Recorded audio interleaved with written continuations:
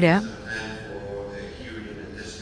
podremos escuchar el testimonio de Monseñor Baigobirri. Le agradeceré subir aquí al estrado.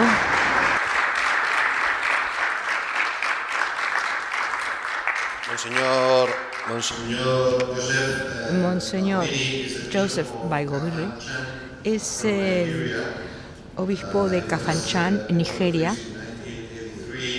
Fue ordenado en el 93 y obispo en el 95. Como saben bien, Nigeria es una de las regiones del mundo, además de Irak y Siria, con más problemas de terrorismo islámico, y por ello estimo que es interesante e importante saber qué ocurre en la actualidad. El terrorismo y el fanatismo islámico en Nigeria está representado por Boko Haram. Todos saben bien ya que las 300 niñas fueron secuestradas por Boko Haram, pero quisiera, Monseñor, saber cuál es la situación actual, porque la información de la que disponemos es que están perdiendo terreno y que tal vez esa es una guerra que estamos ganando, tal vez. Monseñor, tiene usted la palabra. Ante todo, quisiera agradecer a Citizen Go y a los demás organizadores por organizar esta plataforma para que nuestras preocupaciones e inquietudes en el norte de Nigeria llegue de forma que el mundo entero sepa por lo que estamos atravesando. Hace 2 días, en la sede de las Naciones Unidas, pudimos presentar información sobre lo que ocurre actualmente en el norte de Nigeria. En los últimos 100 años hemos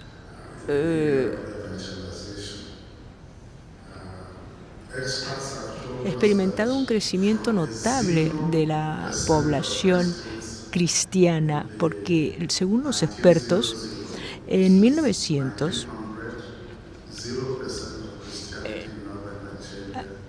la cristiandad del norte de Nigeria era del 0%, más hoy, en la actualidad, los cristianos representamos un 30% de la población.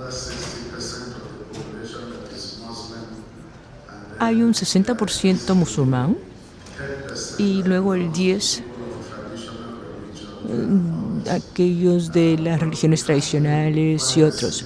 Pero el crecimiento de la Iglesia ha sido significativo y hoy la población total del norte de Nigeria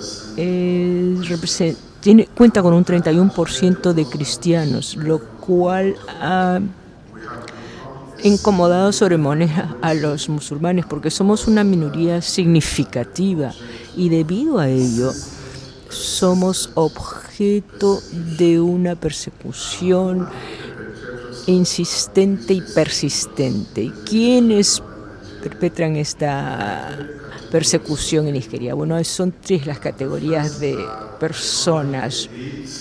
En primer término, la élite musulmán del norte, que estiman y consideran el norte como suyo y quieren dominar no solo el espacio político, sino el espacio económico también. Y consideren que la cristiandad es foránea y por consiguiente deben ser perseguidos porque están tratando de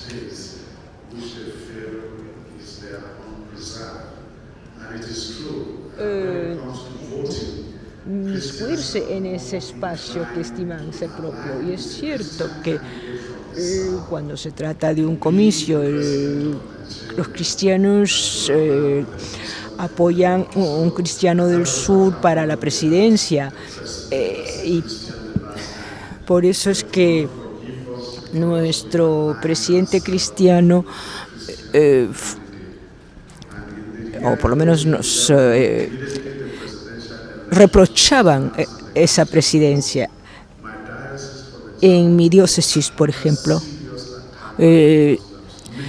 estuvo bajo graves atentados, ataques de todas partes. Al hablar de estadísticas, hace 2 días, señalé que entre el 2006 y el 2014, unos 11.500 cristianos fueron muertos. Luego, unas 1.300 iglesias fueron, no, 13.000, se corrige el intérprete, fueron destruidas. Y desplazados fueron considerables. Esto no son cifras que me vienen así nomás, sino son cifras resultado de una investigación sobre el impacto de la persecución de la iglesia en el norte de Nigeria. Y esto es algo que vivimos cotidianamente. Entre 1981 a la fecha han sido 75 los ataques perpetrados por musulmanes que ha traído consigo muertes y otras pérdidas. Son muchas nuestras estadísticas que lo fundamentan, pero uno de los agentes de la persecución son las élites del norte. El segundo es Boko Haram, que ya conocen bien.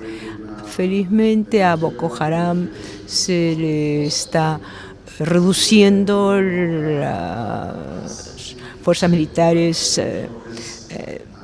han logrado controlar su capacidad de apropiarse de territorios, de gobernarlos, como esto ocurrió en el 2011 al 2014. El 2014 fue el peor año de persecución en el norte del país. Una revista en línea nos señaló que de 64 cristianos muertos en el año 2000, de cada 100 cristianos muertos en el año 2014, 64 provenían de Nigeria. De tal forma que ese fue el peor año en cuanto a la persecución de Boko Haram. Pero el tercer promotor son los pastores fulani. Son nómadas, son pastores, repito, cuidan ganado, pero se desplazan por la región africana y han adquirido un tipo de terror que es aún peor que el de Boko Haram. En mi diócesis son 3 las comunidades que han sufrido. Entran en la noche y pueden reducir a la nada 3 asentamientos, y en cada uno de estos 3 lugares matan entre 100 y 150 personas en una sola noche. Ya he mostrado imágenes de estas atrocidades. Estos son los actores y perpetradores de la persecución en el norte de Nigeria, la élite del norte, Boko Haram y los fulani. En términos generales, estas son las cosas que nos hacen temer que lo que han logrado los musulmanes en Oriente Medio, destruyendo iglesias que florecían, lo que han logrado hacer en el norte de África, donde desde el inicio de la civilización habían iglesias cristianas, han ido desapareciendo. Lo mismo en Asia Menor, lo que se llama las partes occidentales, centrales y meridionales del Asia. En el libro del Apocalipsis, San Juan hablaba de las iglesias de ese entonces que florecían, pero hoy ya no existen. Turquía era Constantinopla, hoy Constantinopla ya no existe y los musulmanes tienen que dejar de ambicionar el apoderarse de todo, y las mismas tácticas que han utilizado en destruir la iglesia en Oriente Medio, en Asia Menor, es lo que puede ocurrirnos, a saber, mediante persuasión, de persuasión a la discriminación institucionalizada. Así van procediendo, destruyendo tierras donde se construyen iglesias, presión política, se ve uno sometido a todo tipo de discriminación inhumana. Esa es la segunda táctica a la que recurren. Y en tercer término está la migración forzosa. La migración forzada, porque aquellos que viven en tierras que han recibido de sus antepasados se ven obligados a abandonarlas, las cuales son invadidas. Y por último está el martirio. Y de eso tenemos experiencia en el África. Esta es la situación. En el caso de las chicas de Chibok, las más de 200 niñas secuestradas hace ya más de 2 años, según me informan, no se podrán recuperar estas más de 200 niñas. En diciembre último me mostraron la foto de unas 12. A principios de este mes de abril nos mostraron las fotos de otras 6. Eso es lo único que se puede hacer. Ya no nos pueden convencer de que las 200 siguen en vida. Algunas han sido vendidas como esclavas sexuales, esto en Siria, porque ustedes saben que Boko Haram y ISIS son asociados, y otros también se utilizan como bombas suicidas. Hubo una época en Nigeria en que eran jóvenes, niñas en yihad, detonaban bombas en lugares públicos, de manera que es evidente que muchas de estas han muerto, pero habrá unas cuantas que quedan para fines de negociación, pidiéndole al gobierno que les dé $50 millones. Entre tanto, el actual gobierno está teniendo éxito en combatir a Boko Haram, pero no contra la invasión y los atentados de los aborígenes, a saber, los pastores fulani. Nuestro presidente pertenece al mismo grupo étnico, él mismo es fulani, lo cual le hace difícil condenar en los mismos términos y con la misma agresividad la incursión de los fulanis en tierras como lo ha hecho con Boko Haram. Ahora usted dice que el problema no es Boko Haram, sino el radicalismo musulmán contra los cristianos. ¿Se ha acaso condenado o ha sido condenado por las autoridades islámicas lo que actualmente hace Boko Haram? Tienen 2 fases, o 2 caras en realidad. Está la pública, en que condenan Boko Haram diciendo que no es Islam. pero ahí donde operan Boko Haram y los Fulani, hay pobres, no tienen la capacidad de adquirir armas, ni tienen los conocimientos técnicos para producir bombas. Pero, como lo señaló el último orador,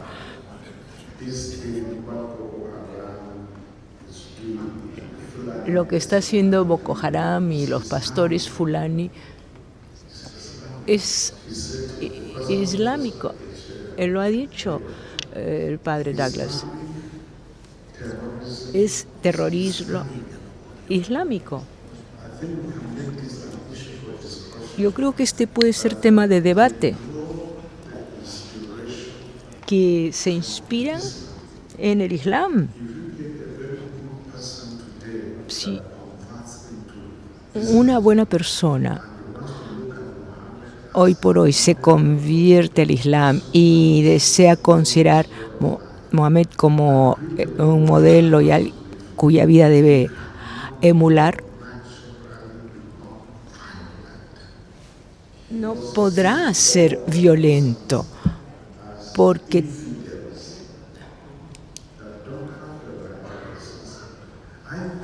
si no será denominado un infiel. Esto es una cuestión que hay que considerar. ¿El terrorismo islámico es acaso islámico? Habla mucho usted del diálogo entre religiones. ¿Estima que el diálogo es posible con ese Islam de dos caras? ¿Se puede encontrar al Islam moderado en países donde es usted una minoría, pero no es una minoría pues tan pequeña, ¿no? Así que son una minoría significativa, pero en ese diálogo, en ese intercambio, ¿se podrá tratar con ese Islam de doble cara? Los cristianos son una minoría en Nigeria, no en el norte, pero en el sur predominan los cristianos, por lo cual se puede hablar de una preponderancia de la población cristiana en toda la nación de conjunto, pero es imposible que un musulmán gane una elección sin el apoyo de los cristianos de Nigeria, y tampoco les es posible a un cristiano ganar una elección sin el apoyo de los musulmanes nigerios, de manera que hace que la colaboración entre ambos sea un imperativo. En el plano político, los políticos pueden tener sus problemas, pero también saben cómo usar la región en su bien. Los gobernadores del norte de Nigeria, para poder controlar bien la política, de la noche a la mañana declararon que todos los estados del norte iban a estar bajo la ley Sharia. Fue una declaración política. Ahora, lo que estamos diciendo respecto al diálogo, y la Iglesia Católica siempre está a la vanguardia. Yo, como presidente del diálogo entre religiosos en la conferencia de arzobispos católicos desde hace ya 7 años, y también presidí los países de habla inglesa del África Occidental en fomentar el diálogo con los musulmanes, pero el diálogo lo estamos entablando con los que no necesitamos, son los moderados, que hay que hablar con los malos. Y por ello, incluso los buenos musulmanes no pueden controlar a los malos.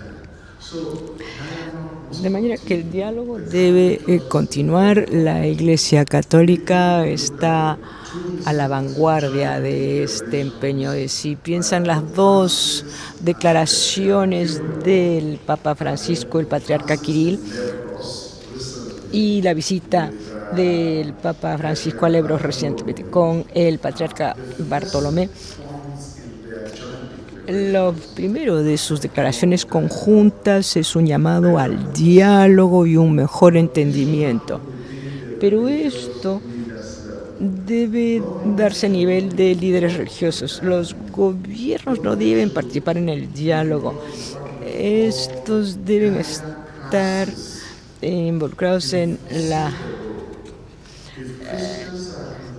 praxis de asegurar que se cumpla la ley.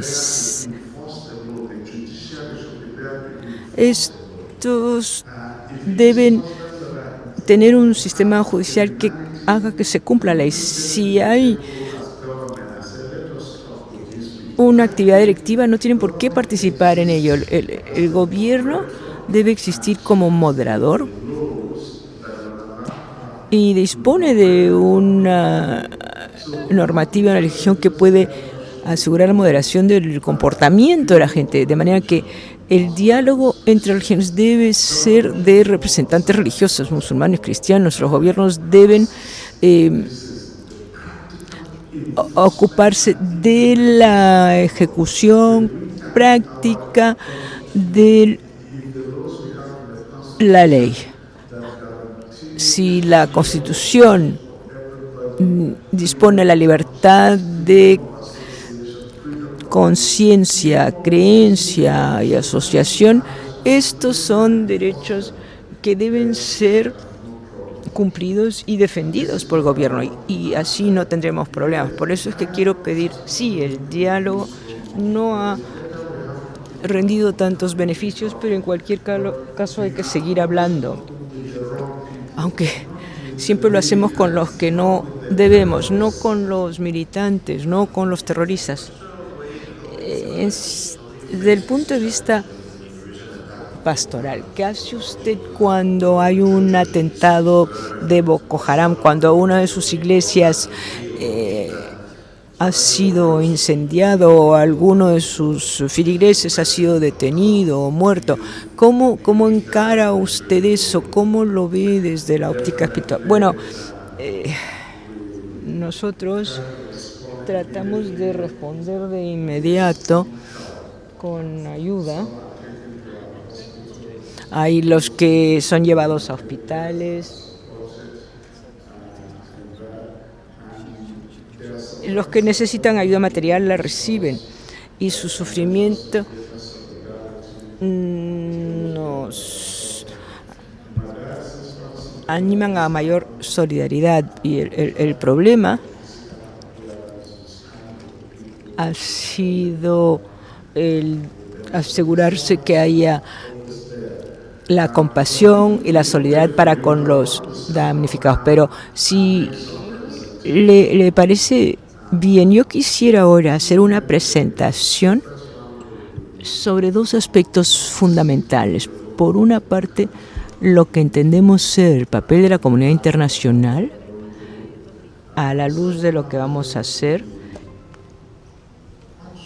Y en segundo término, ¿cuál debería ser la respuesta cristiana ante el terror? Esto es algo sobre lo que he meditado mucho y he escrito mucho, y si me lo permite, me permitirá una presentación para hacer hincapié en la necesidad de responder ante este terror en una forma holística que se atenga a los evangelios, pero no eligiendo por aquí por allá partes de la Biblia diciendo que así se responde ante la violencia. Y para concluir me referiré al tipo de sociedad a la que debemos. ¿Me permitirá usted de recurrir al podio? ¿Cómo no? Yo creo que tenemos tiempo, ¿o no? ¿Cómo no? La primera transparencia, todo está ahí, el papel que esperamos. Ya se ha dicho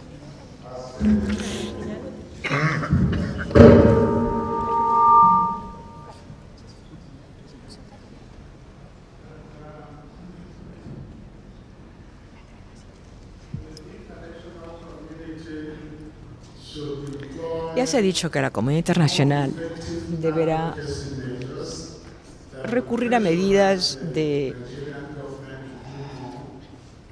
defensa y propagación que aseguren que el gobierno de Nigeria haga más para asegurar las libertades de estos. Estas libertades que les han sido negadas niegan los derechos de las minorías.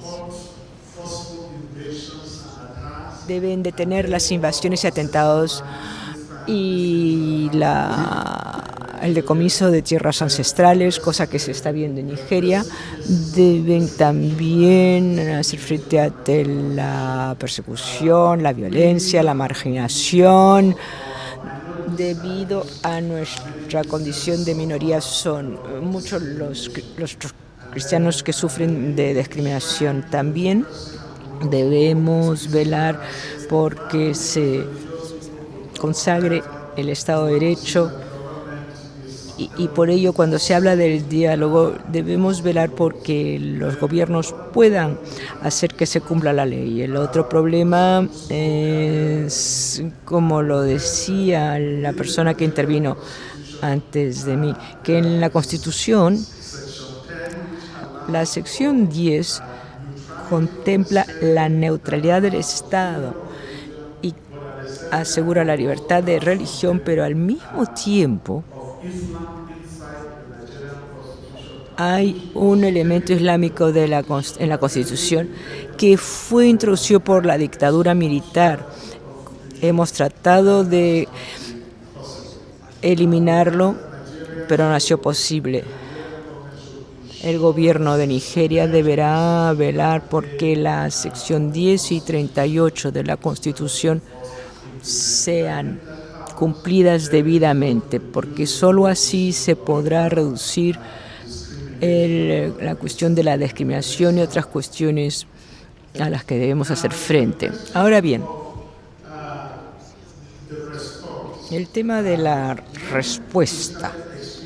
Cuando empezamos a sufrir estos ataques, la Iglesia estaba desprevenida. Al principio no se sabía cómo responder. Pero cuando los líderes de la Iglesia empezaron a hablar, lo hicieron con distintos enfoques. Los pacifistas diciendo perdonemos, aceptemos lo que nos caiga encima. Luego otros que pensaban en la venganza, sin más. Y por último, aquellos que estimaban que no se debía recurrir a la venganza y mostrar perdón, pero al mismo tiempo defendernos. Así que se trató de... Si pueden desaparecer iglesias, sí pueden desaparecer. Lo hemos visto en el norte de África, en Oriente Medio, en Asia Menor. Iglesias florecientes en su día que han desaparecido. De manera que se trataba de determinar qué podíamos hacer para no caer en la situación de las otras iglesias. Según nuestras consultas, hemos cubierto 10 maneras en que los cristianos siguen con su religión y luego se destruye. En primer lugar, la iglesia perseguida debe evitar el cinismo y la desesperación. No debemos permitir que la situación nos lleve a la desesperación y al cinismo. En segundo lugar, la promoción de los jóvenes. Hay que entrenarlos para que sean muy fuertes y que no abandonen la fe. Hay que promover la formación y la educación de los políticos cristianos. Deben estar preparados para ser testigos dentro del marco de su vocación. la política. Hay que generar buenos líderes en las iglesias. Los pastores deben estar bien preparados. Esto puede ayudar mucho a la iglesia a aguantar la persecución y tratar de encarar la mentalidad de que se acepten. Los musulmanes quieren que seamos una clase separada. Debemos esforzarnos y decir no. Somos ciudadanos de plenos derechos y no podemos aceptar ser de segunda clase. Y tenemos que expresarnos sin compromisos. Tenemos que ser valientes.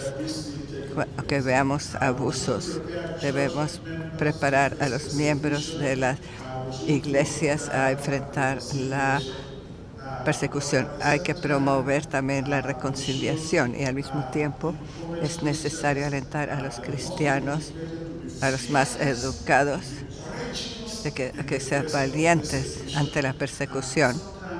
Y a veces esto significa poder defenderse y rechazar todos los males. Siguiente diapositiva. Ayer, el doctor Farah, en su intervención en la primera mesa redonda, dijo lo siguiente: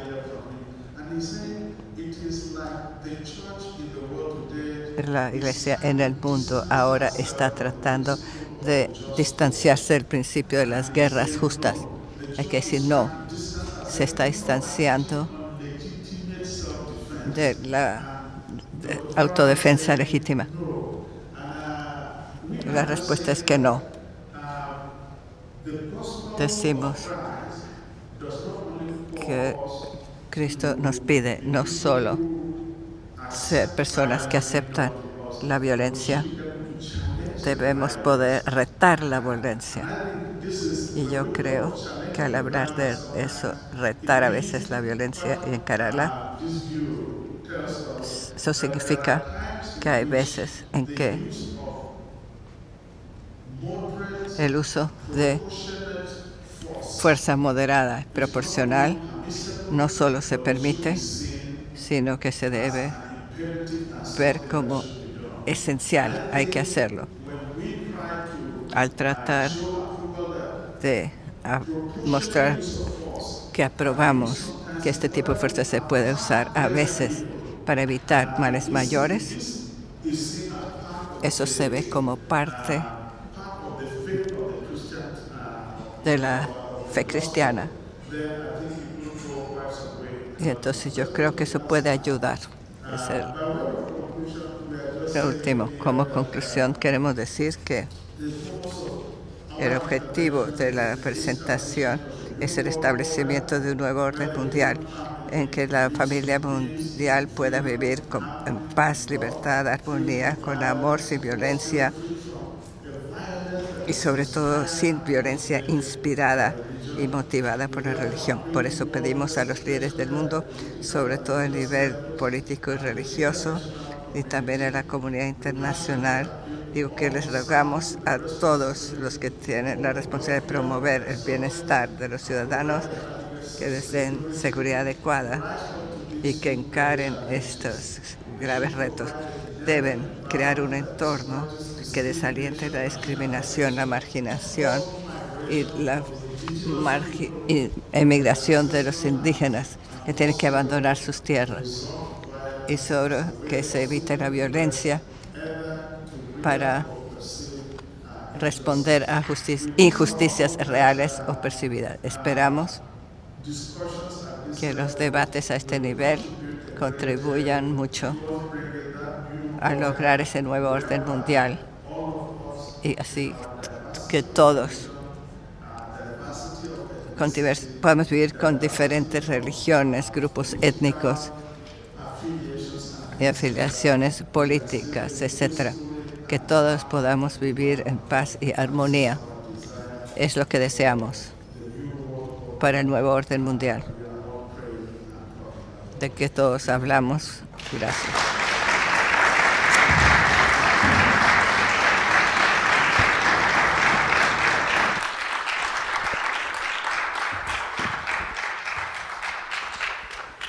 Okay, I think Creo que tenemos unos minutos para preguntas.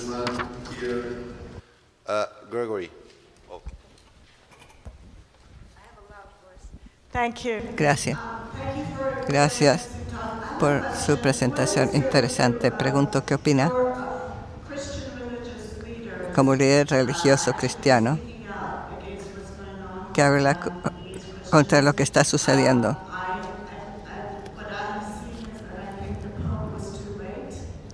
Creo que el Papa se expresó demasiado tarde contra el genocidio. Pienso que nuestros líderes religiosos responden muy lentamente, sobre todo a alto nivel.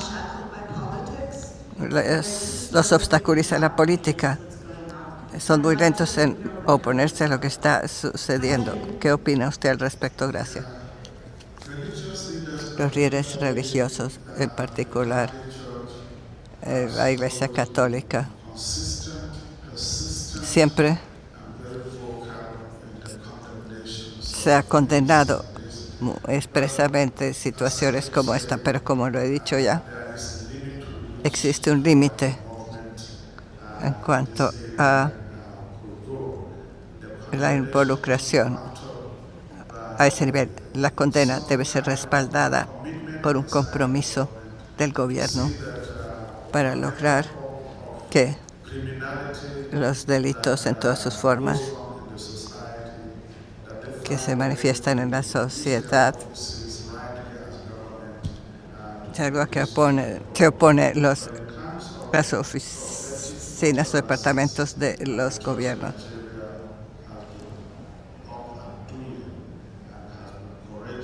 La Iglesia ha sido valiente, ha condenado el terror y a veces también ha condenado la corrupción que es endémica y es responsable de muchas cosas también. Sí hemos actuado bastante a ese respecto.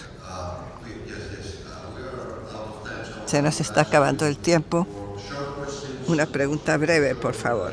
Y también una respuesta breve, por favor.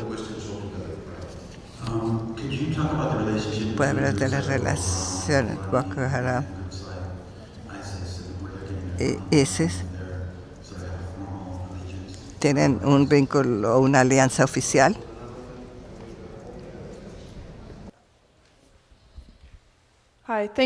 Gracias por sus sugerencias en cuanto a soluciones. Como americana y cristiana, he visto cada vez más que la política de Estados Unidos es algo opuesto a mi visión cristiana. Lo he aceptado.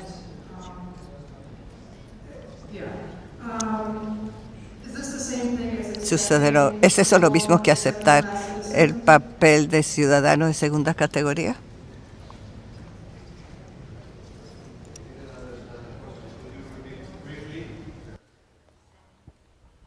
Al aceptar que la política de Estados Unidos no representa las opiniones cristianas, ¿acaso aceptar eso es lo mismo que aceptar el papel de ciudadano de segunda categoría?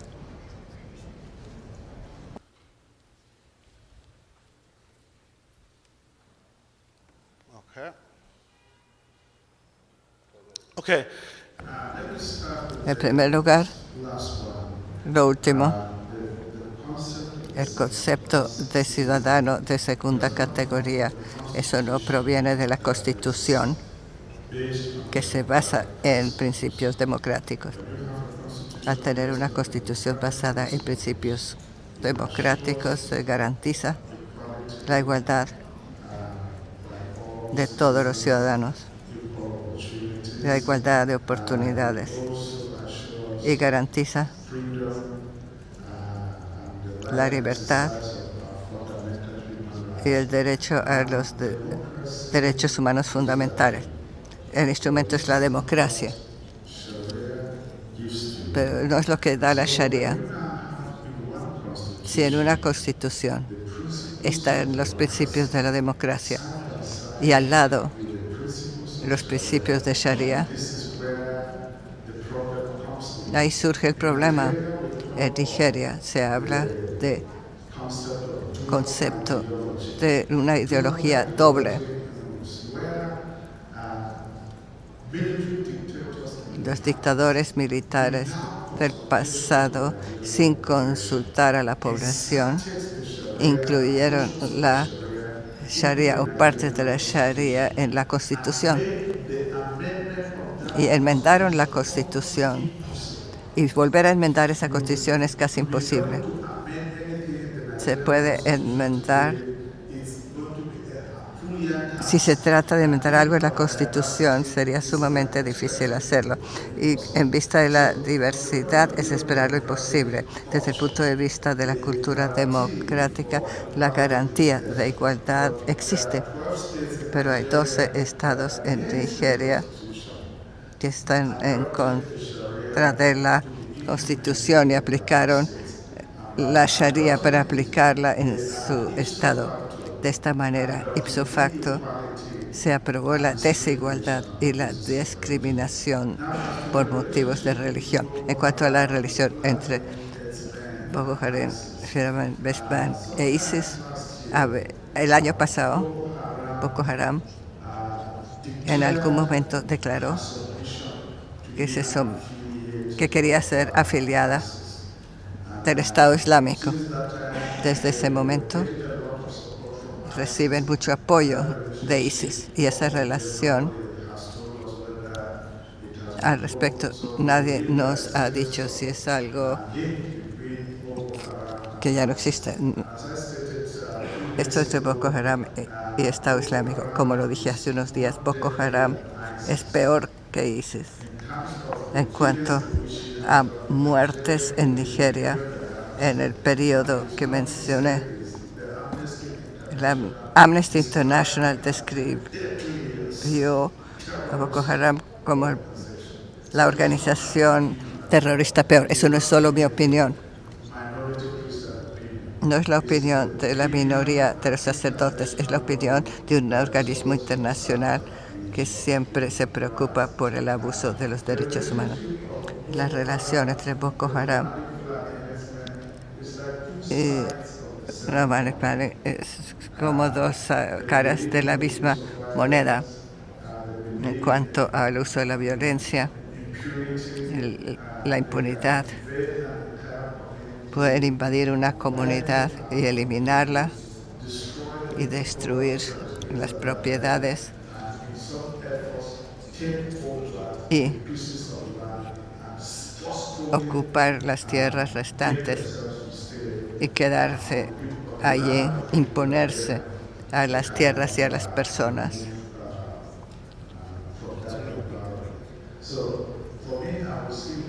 Considero que son dos caras de la misma moneda. Cometen las mismas atrocidades y persiguen a las minorías cristianas y a otros autóctonos. Gracias. Lamentablemente no tenemos más tiempo. Gracias por su testimonio.